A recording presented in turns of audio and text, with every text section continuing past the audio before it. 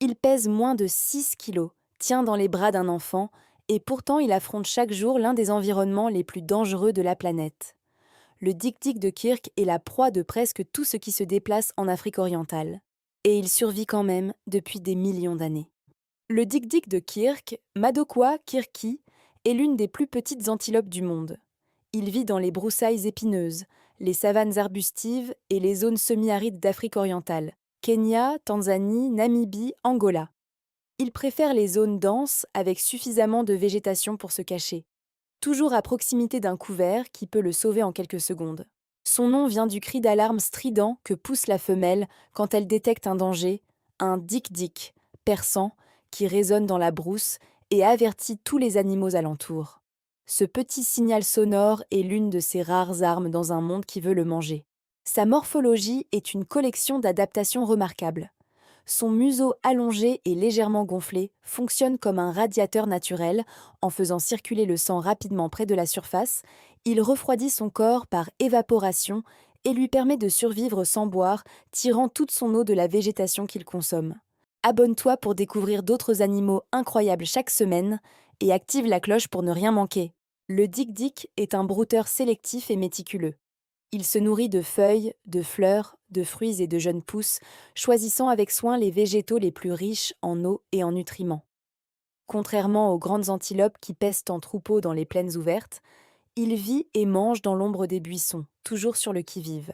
Ses grands yeux expressifs, dotés d'une glande préorbitaire visible, une petite tache noire devant chaque œil, lui servent à marquer son territoire.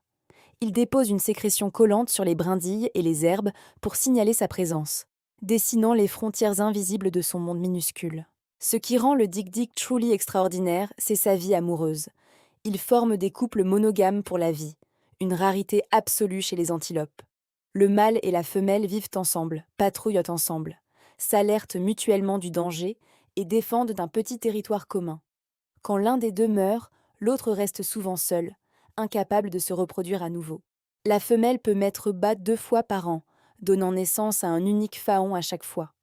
Le jeune est caché dans la végétation dense pendant ses premières semaines, immobile, presque invisible, tandis que la mère s'éloigne pour ne pas attirer l'attention des prédateurs vers lui. Dans l'écosystème africain, le dik-dik est une pièce essentielle d'un puzzle immense. En broutant sélectivement, il contribue à la dispersion des graines et à la régulation de la végétation arbustive.